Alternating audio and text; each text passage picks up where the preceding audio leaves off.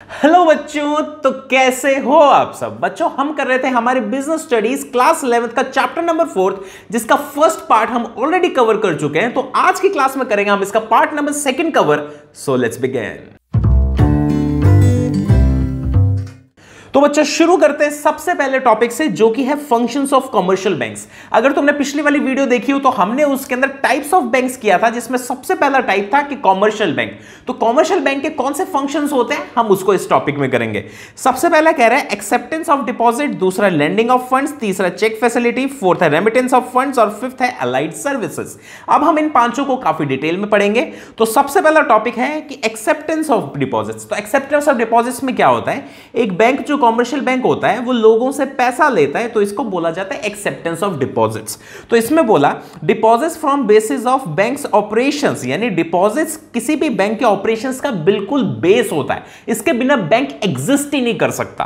तो आगे ये कह रहा है banks act as both borrowers and lenders. तो यानी बैंक क्या करता है, लोगों से पैसा लेता है, तो ये बोरोअर बन गया, और लोगों को पैसा आगे लोन पे देता है, तो ये लेंडर बन गया।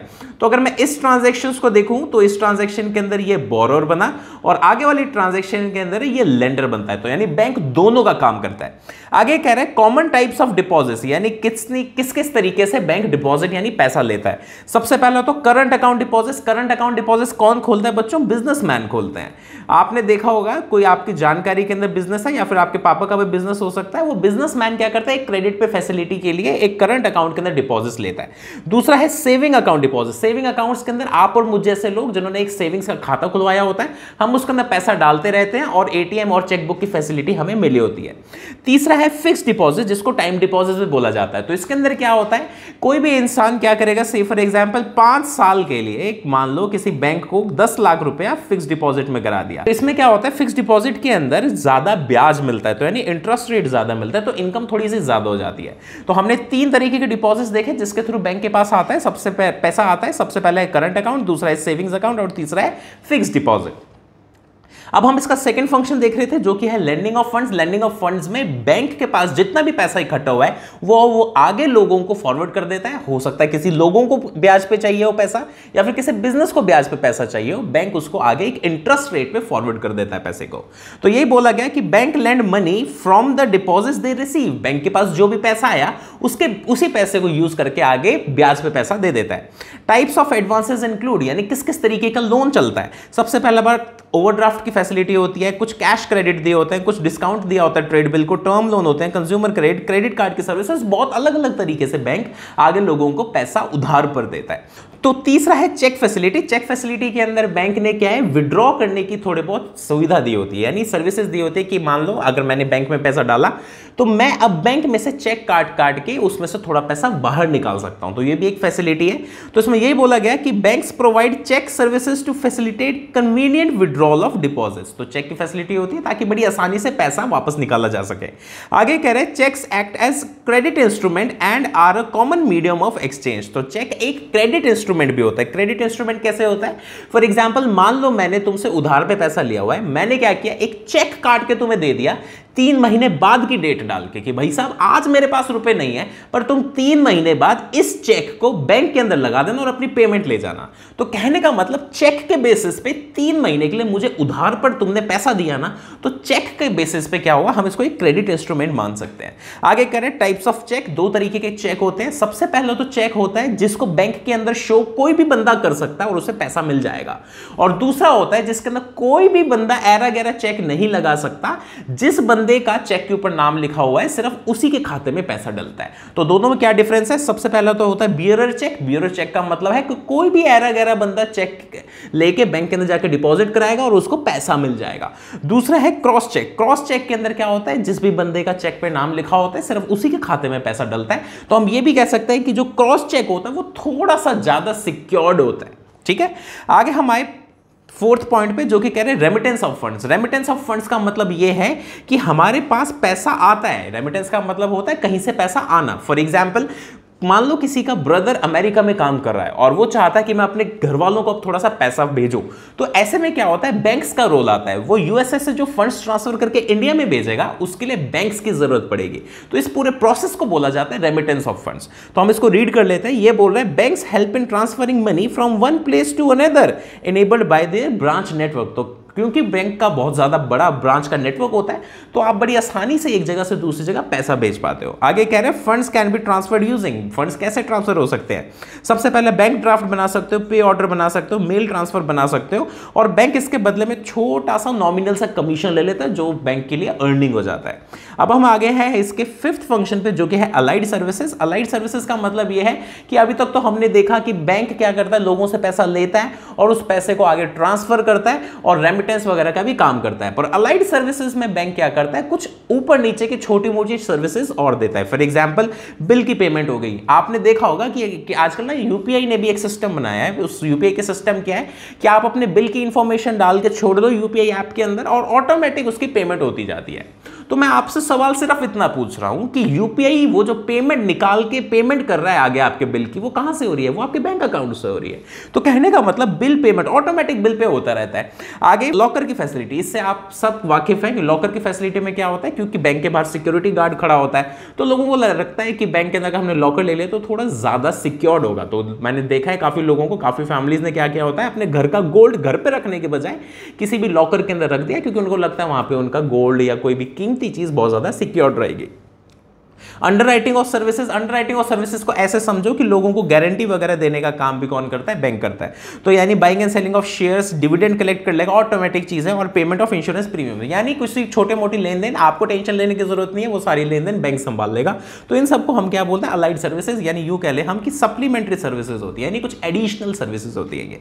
आगे ई बैंकिंग पढ़ते हैं बच्चों। ई बैंकिंग तो बड़ा आसान है। ई बैंकिंग का मतलब ये है जो भी बैंक की चीजें इलेक्ट्रॉनिक तरीके से इंटरनेट के थ्रू होगी हम उसको क्या बोलते हैं? उसको हम ई बैंकिंग बोलते हैं। तो यानी बैंक जो इंटरनेट से ही चल जाता है उसको हम ई बैंकिंग बोलते हैं। बहुत ही आसान सी बात है।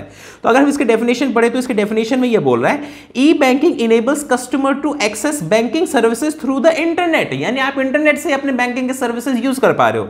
आप कहां से यूज कर सकते हो? आप पीसी से यूज कर सकते हो, आप अपने मोबाइल फोन से आप यूज कर सकते हो, आप अपने पर्सनल डिजिटल असिस्टेंट को यूज कर सकते हो। आप नई पीढ़ी के लोग पीडीए को नहीं जानते होंगे, लेकिन आपको यह जरूर पता है कि पीसी और मोबाइल फोन के थ्रू आप अपनी ई बैंकिंग को यूज कर सकते हो। पुराने टाइम में पर्सनल डिजिटल असिस्टेंट चलता था, आज के टाइम पे इतना ज्यादा पॉपुलर नहीं है, पर आपके एनसीईआरटी की बुक में दिया हुआ है तो मैंने यहां पर भी लिख दिया।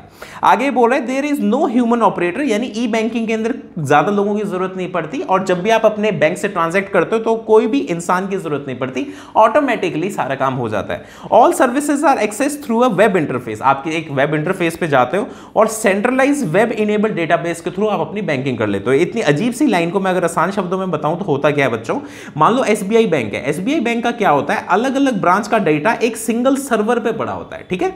अब आपने मान लो अपने बैंक अकाउंट को दिल्ली के अंदर खड़े हो आप, और अपने दिल्ली के अंदर क्या किया, अपने फोन से अपने अकाउंट को एक्सेस करने की कोशिश करी, तो होता क्या है, वो दिल्ली वाला जो आपने कमांड दिया ना वो सेंट्रलाइज सर्वर के अंदर जाएगा और आपको ये इनपुट दे देगा। मान लो अगले दिन आप पहुंच गए मुंबई, और मुंबई के अंदर क्या किया आपने, वापस अपने अकाउंट को एक्सेस करने का कोशिश किया, तो आपकी जो इनपुट है वो कहां पे जाएगा, सेंट्रलाइज डेटाबेस में जाएगा और वहां से आपको आउटपुट दे दिया जाएगा। तो कहने का मतलब है इस पूरे प्रोसेस के अंदर किसी इंसान की जरूरत पड़ी नहीं, और आपने एक वेब इंटरफेस के थ्रू क्या किया, अपनी सारी सर्विसेज को एक्सेस कर लिया, क्योंकि सारा डेटा कहां पे पड़ा है, अलग अलग ब्रांचों पे नहीं पड़ा, एक सेंट्रल लोकेशन पे पड़ा है। इसका ये फायदा है।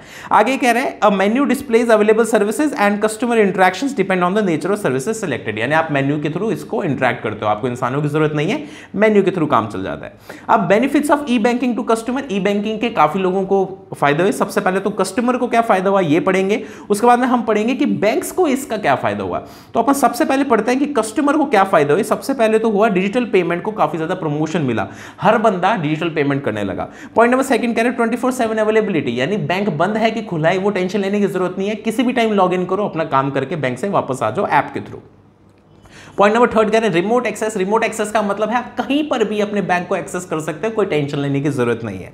पॉइंट नंबर फोर्थ कह रहे हैं फाइनेंशियल डिसिप्लिन। फाइनेंशियल डिसिप्लिन का मतलब यह है कि जब भी आप किसी पैसे को खर्च करोगे या आपके पास कोई सा पैसा आएगा तो उसकी जर्नल एंट्रीज होती जाती है। आपने देखा होगा बैंक की खाता बुक ऑलरेडी बनती जाती है, पासबुक बन जाती है। तो इससे क्या आपको पता रहता है कि फाइनेंशियल डिसिप्लिन में रहते हो, अगर आपने कुछ फालतू का पैसा खर्च दिया तो आपको उसका ट्रैक रिकॉर्ड रख सकते हो। आगे पॉइंट नंबर फिफ्थ करें improved customer satisfaction. Improve customer satisfaction का मतलब यह है कि आप जब मर्जी किसी भी टाइम कितनी भी बार बैंक के अंदर एंट्री एग्जिट कर सकते हो अपने फोन के थ्रू।